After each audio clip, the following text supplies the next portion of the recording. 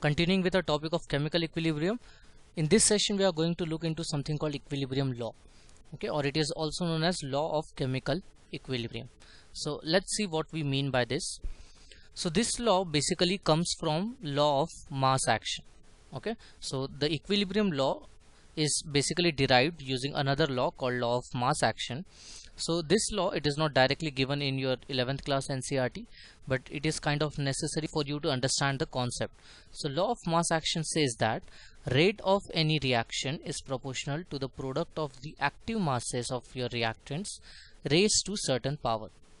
That is to say, let's say I have some reactant and some product. Say I have nitrogen combining with hydrogen to give ammonia. Here, okay, I have balanced the reaction. When the reaction is only taking place in forward direction, there is one reaction over here which is forward reaction, and here I can say that the rate of forward reaction RF is proportional to something called active masses of your reactants. Okay, let's say active mass is represented by A, then AN2 multiplied with AH2 raised to certain powers. Let's say powers are alpha and beta. So this is what law of mass action says, that rate of any given reaction is proportional to the product of active masses of your reactants raised to certain powers alpha or beta. Similarly, if the same reaction also takes place in the backward direction, okay, so the backward direction I can say is a different reaction where ammonia is the reactant and N2 and H2 are the products. So for that I can say that rate of my backward reaction is proportional to active mass of ammonia, okay, which is the reactant for the backward direction. Ammonia becomes reactant for backward direction raised to certain power, let's say gamma. So this is your basic form of law of mass action. So for your syllabus, what we will do is we are going to change active masses, we are going to replace active masses with concentration. Concentration means it can be say molarity, or it can also be partial pressure. Okay, if all the components are gaseous, we can also use partial pressure. For now, let's talk about just concentration, that is molarity. So all these AN2, AH2, A ammonia, we are going to replace it with molarity of nitrogen multiplied with molarity of hydrogen and molarity of ammonia. And the powers are going to be replaced by the stoichiometric coefficient of your respective reactant, okay, in the balanced chemical equation. That is to say, stoichiometric coefficient of N2 in this balanced equation, nitrogen, is 1. So alpha will become equal to 1. Similarly, for hydrogen, stoichiometric coefficient is 3, hence beta will become equal to 3. And similarly, gamma will become equal to 2. Alright, so this is what we are going to do for your syllabus. Law of mass action becomes that the rate of any reaction is proportional to the product of concentrations of reactant raised to their stoichiometric coefficients, okay, and those stoichiometric coefficients come from the balanced chemical equation. Alright, so this is law of mass action for you. The general form is in terms of active masses and alpha, beta and gamma, but for us active mass are being replaced by concentration and powers are being replaced by stoichiometric coefficients.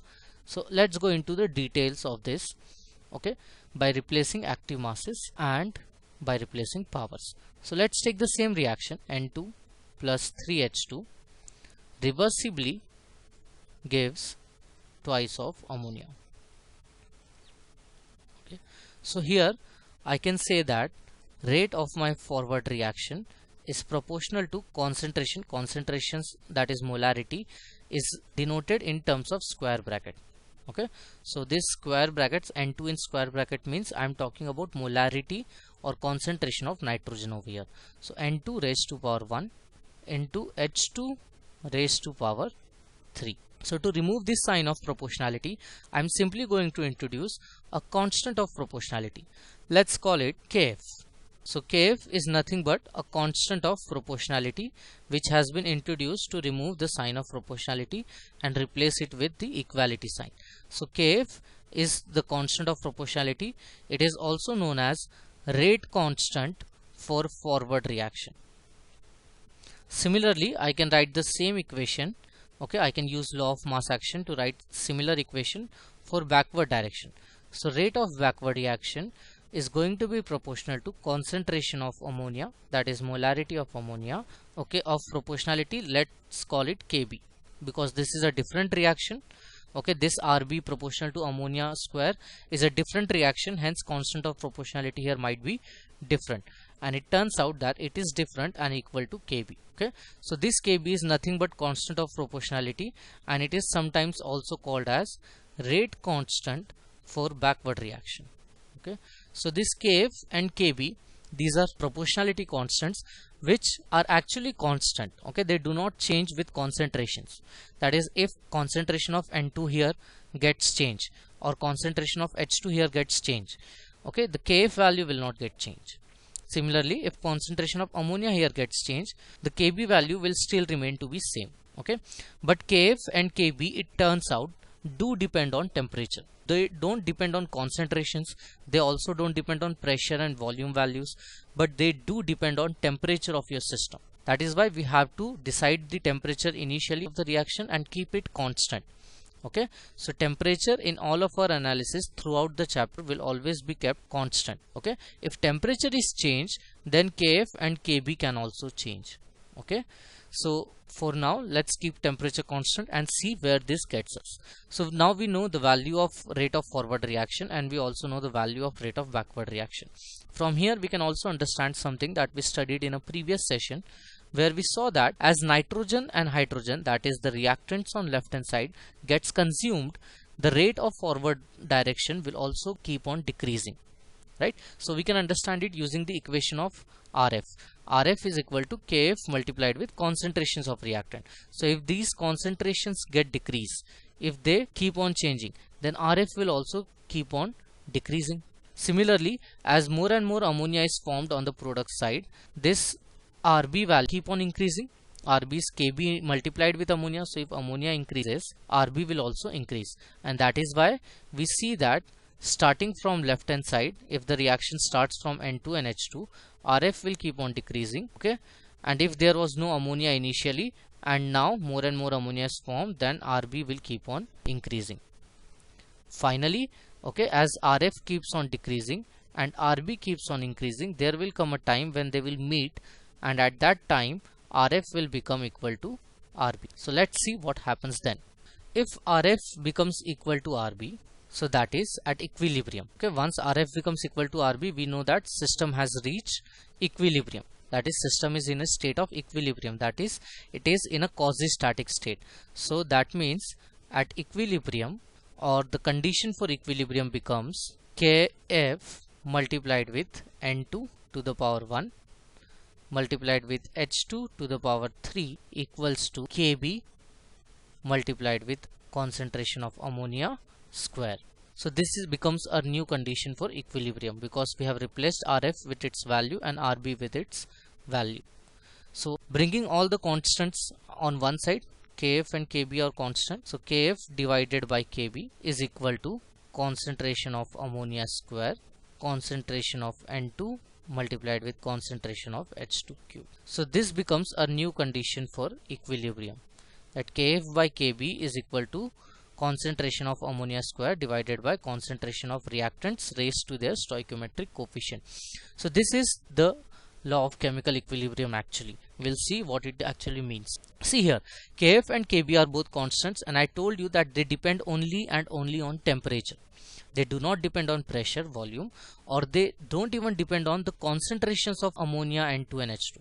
So though it looks like Kf and Kb will depend, the ratio of Kf and Kb will depend on the ratio of concentration, but it turns out that if I change these concentrations externally, let's say if I decide to change concentration of ammonia from one value to another value, the concentration of N2 and H2 also gets changed eventually by itself, such that this ratio again comes out to be equal and constant to the initial value, which is still equal to Kf by Kb.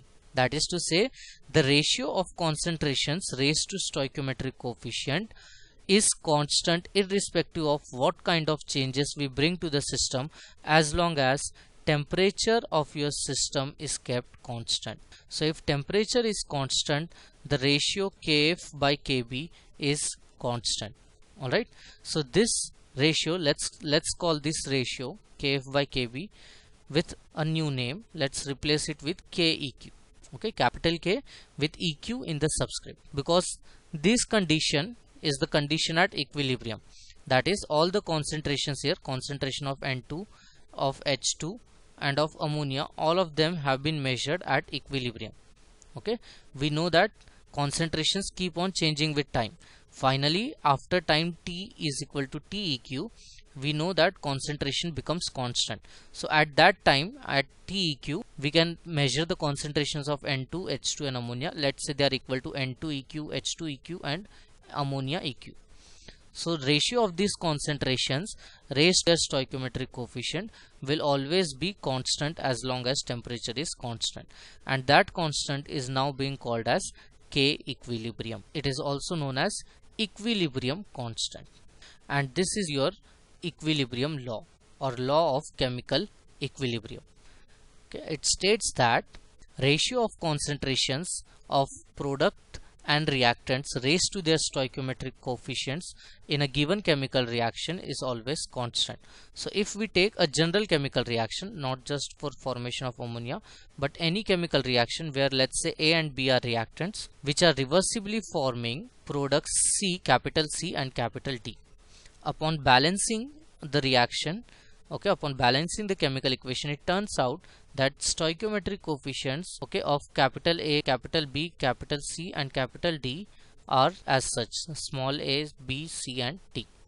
So capital A and capital B, capital C and capital D are reactants and products respectively, and small a, small b and small c and small d are their respective stoichiometric coefficients, okay, in the balanced chemical equation. So this says that if at t is equal to 0, okay, I had some amount of A with me, alright, let's say A naught, and some concentration of B with me, let's say B naught, and let's say the amount of product was 0 and 0 for now. So once the equilibrium is established, the concentrations up from t is equal to 0 to t is equal to TEQ, the concentrations kept on changing. Finally at equilibrium, the concentrations will have new values, and once these new values have been achieved, namely AEQ, BEQ, CEQ and DEQ, once these final values have been achieved, the concentration will not change anymore. So if at this moment, okay, that is after equilibrium has been achieved, at this moment if I calculate the ratio of concentration of product raised to their stoichiometric coefficients divided by concentration of reactants raised to their stoichiometric coefficient, so this ratio turns out is always constant at a given temperature. So if temperature is constant, this ratio will have a constant value, and it is always equal to KEQ, which is called equilibrium constant.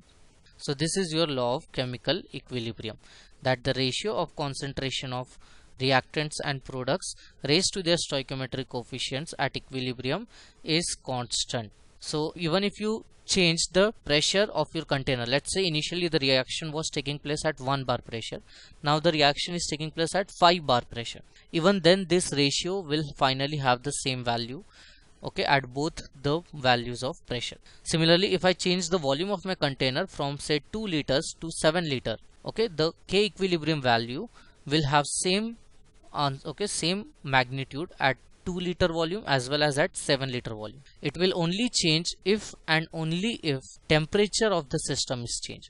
So if the same reaction is carried out at two different temperatures, let's say 300 Kelvin and 500 Kelvin, then my K equilibrium value can be different. Okay, in that case I cannot say anything with certainty, at least not now. But as long as temperature is constant, it doesn't matter.